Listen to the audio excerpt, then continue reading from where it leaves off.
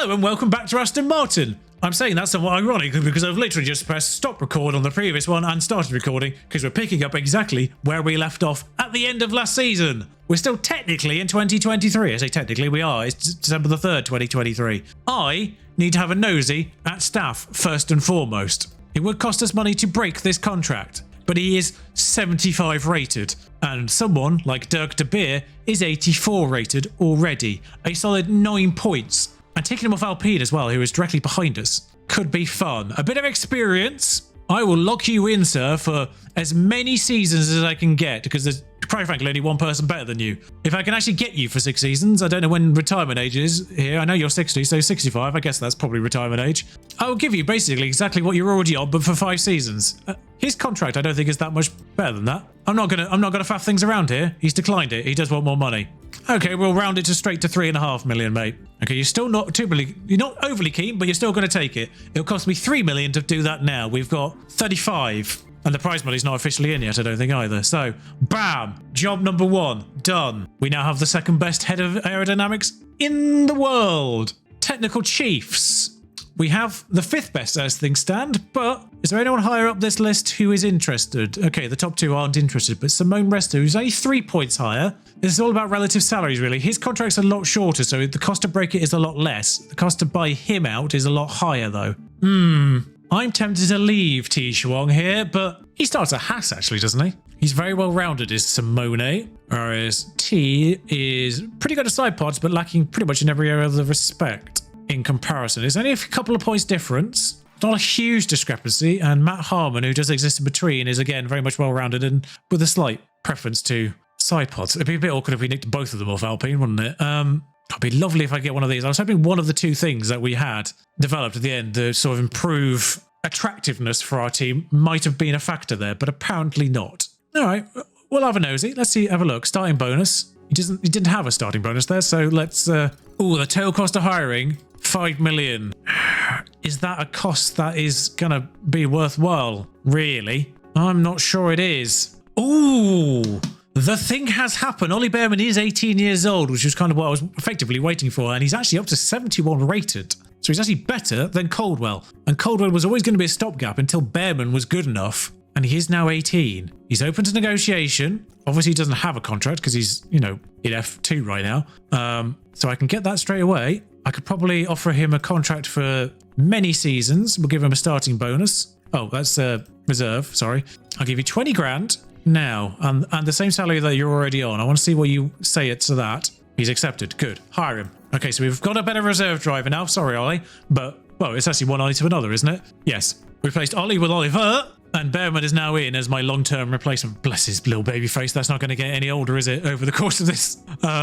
Yes, I am aware that Nicholas Latifi is still a free agent. If things had gone horrifically wrong, that might have been the stopgap. But we weren't going to do anything with our main drivers. I wonder if we allow the season to tick over, it might become cheaper to change him. I wonder if the buyout will get less if we let the season tick over. He's only 2 weeks away from getting a development point, but yeah, he's effectively sort of 3 or 4 off here, a couple off on the underfloor, 3 or 4 off on the front wing, and a few off of the chassis as well in comparison to Simone Resta. I wish you could compare. Oh, you can. I mean, if we want side pods, T. Shuang's your man. Rear wing is identical, but he's big discrepancy on front wing in the other favour. Reasonable discrepancy on chassis and suspension and on the floor. 4 points. The swing on a couple of those. 3 points for the chassis, 6 points on the front wing, and he's only 3 points better on side pods. Is 5 million worth it? Or do I just wait a month? Do I wait a month for those buyouts to get lower? Because bear in mind, he's in the 7th best team right now. I think we can move forward a few days. And by a few, I mean all of them, apparently. Welcome Dirk de Beer in. Welcome Bearman in. Team Hub is now in poor condition. That's already being developed into level 5. I knew that was going to be a thing. Okay, so there's the refurb of the suspension simulator. All done. Probably could have got away with actually waiting on that one, thinking about it. Well, he's got that development point, so we might as well stick that into front wing. And he gets an overall, so that kind of removes Matt Harmon from the situation, because he's now on the same average, at least. Okay, so the buyout, it's down basically the couple of weeks. So I think we stick with him. He's rounded off to 80. I think we stick with him now, because I think he'll get to 81 next season. There's the side pod research. We won't get any more pieces of research in now. Actually, driver scouting, because I noticed Logan Sargent didn't have a drive yet. I just figured might as well get a scout on him, really. Wait, we have scouted him. I don't know what that was all about then. There's the front wing research. There's the suspension research. And there's the end of everything. So, start new season. Let's see where this goes. It's been that long since I actually ticked over the last season. I've kind of forgotten how this goes. Sponsorship obligations. We're starting the season with 37 million, which is 37 more than we did last year. Actually, no, it's about 17 million more than we did last year because we have to buy the engine still. These don't really affect much in the grand scheme of things. The memorabilia's morale boost reports on each day of the event. Like, you can stick so many days in here, but ooh, 126 grand. That's made a huge difference. Why would you bother? Race Simulator is kind of the one, but it's the weekly experience boost that gets reduced there, which is something I'm not massively keen on. If I tick that one, I mean, for the sake of one weekend, that's not a huge amount, is it? Merchandising is the big one. It's you change the number of units you make. It's kind of a pre-season cost versus an income per race deal. It's effectively you buy more merchandise up front and you get less on the pre-season lump, but you get more income per race, basically. Would I prefer 100 grand per race, which is 22, obviously, races, so works out at 2.2 million. Basically, I spend 1.7 million now in the pre-season cost to get 2.2 million over the course of the season. There's an extra $500,000 over the course of the season. I think we do that. I don't think we need as much of a lump sum up front right now. I think we can get away with that. I'm not going to do anything else. Income per race is now 4 million. The season objective, remarkably, is still 5th or above. I was not expecting that. Long-term objective is obviously a new one. It's points contender. Actually, that is a layover because it's still saying one season race in 2024. I'm just going to move over to the right to this because I want to see the regulation changes. So we've researched this to combat this. It's not gone well there, has it? A little bit better on some of these, but suspension-wise, we've almost mitigated the losses. We could develop new pieces over the course of things. So apparently our price there, obviously next year will be less. And the sporting regulations, double points for last race is still a thing. And overall, 2024... Oh, 24 actually does come with these downgrades to the... I mean, it goes from 5 hours to 5 hours. I mean, I'm guessing it's 5 point something to 5 point something, but similarly, the wind tunnel goes from 68 hours to 64 hours with a big difference. So actually, financially, the price share in 2024, so I was right about the money thing. The money thing won't be until effect until the end of 2024. Prize money is paid out monthly throughout the season. Oh, so we get 67 million over the course of the season. Or do we get 64 million over the... I mean, it's barely a difference over the course of 12 months, is it? So, manufacturers. I'm not going to run out of money this time. I believe we went with Ferrari last year. I don't know if these shift around all that much, but Merc has the worst power loss threshold, and is third in fuel efficiency and gearbox durability. Gearbox being one of the biggest problems, actually. ERS durability.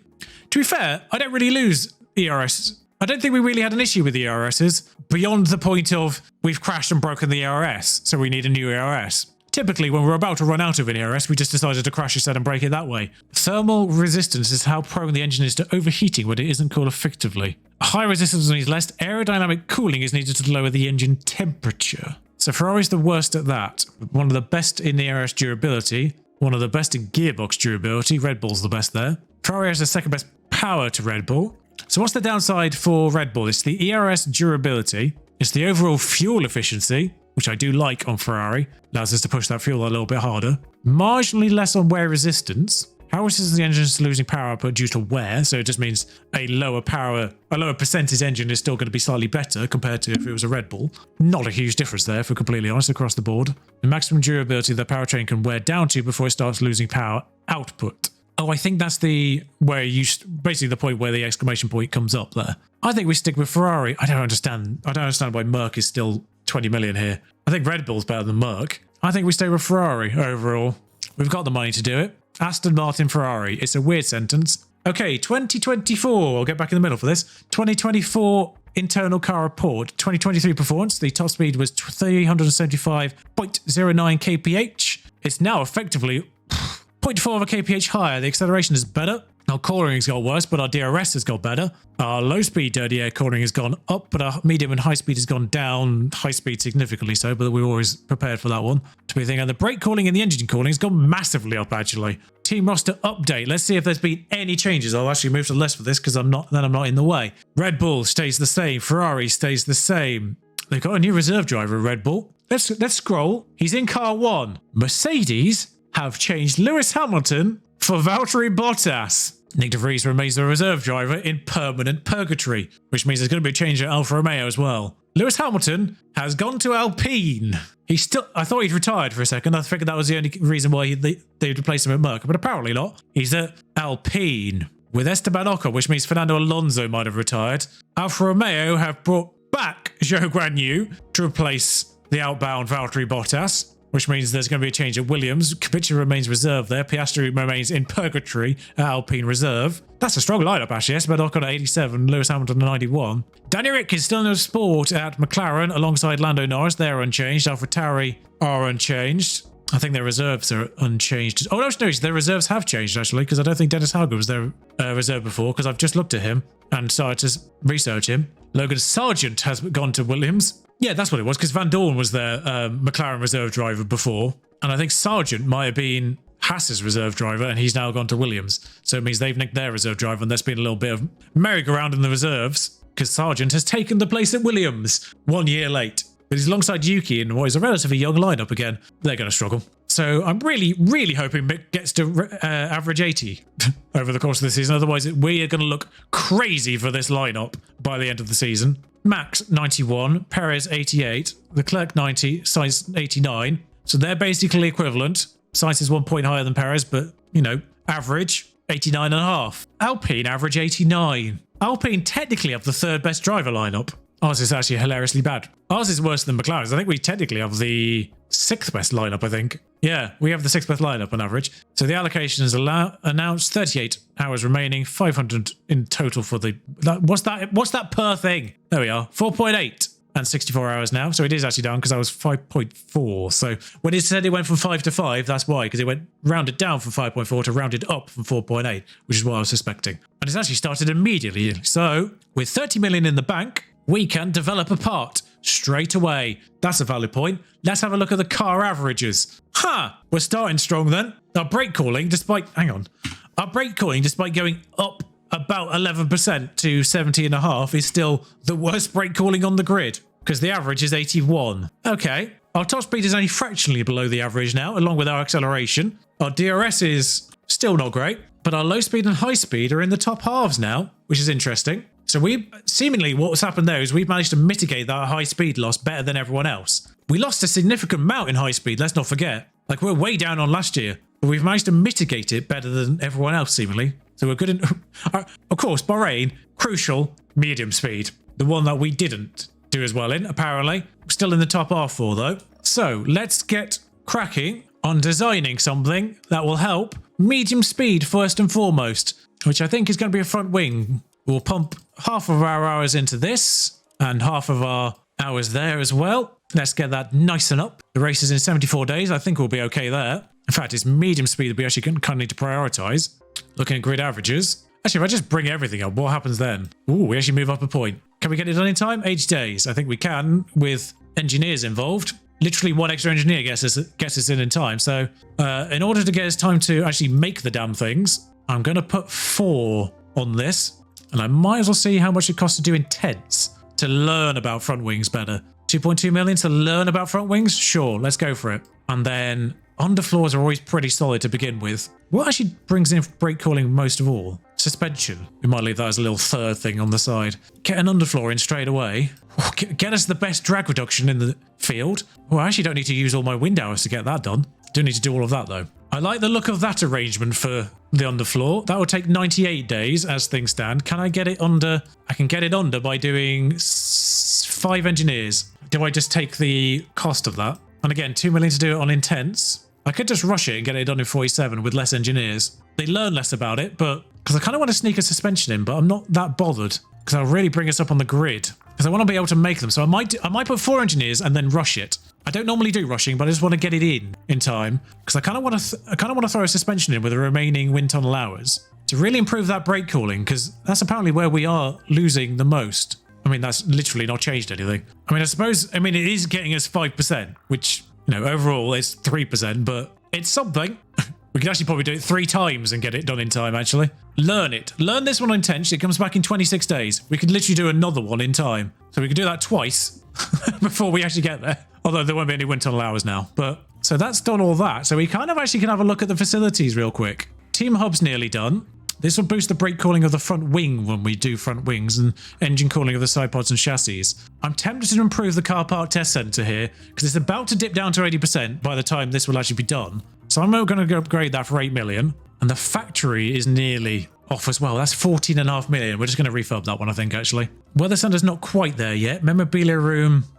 By the time that's going to dip down, I think we do the memorabilia room as well while we're here. Oh, actually, there is a new objective. I've just seen it. It lied to me. It's no longer 5th or above. It's 4th or above. The long-term objective is also changed to Constructors Champion by 2026. Sneaky. It's changed. I mean, they're delighted right now. But so 4th for this season, which is what we got last year, and Constructors Champion, long term. Bearman's just randomly got 2 development points in the background. He really needs to improve his his pace, sorry. I always call that racecraft. There's a section down here, racecraft. He really needs to improve his suspension as well, his smoothness, his driving capabilities, tyre stuff. Boardroom is improved to 20 attractiveness, and race confidence gained 25%. So the bribery has begun. We'll get money at the end of the month as well. Team Hub is now up as well. Is that a refurb for? No, that is a full upgrade for that one. So weekly experience gain now up to 100%. Morale's up and team attractiveness is now up. Ooh, actually, with the team attractiveness being up, is it time to have another look? Not interested? Not interested. Oh well.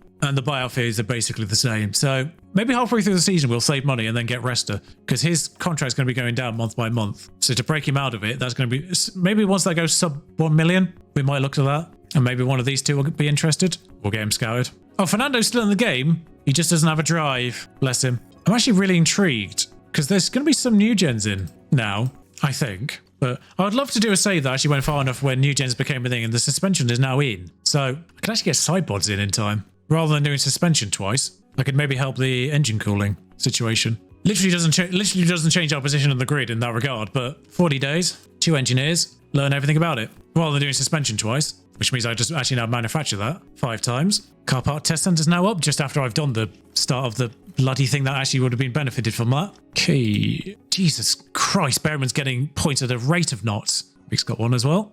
So the race is in 24 days.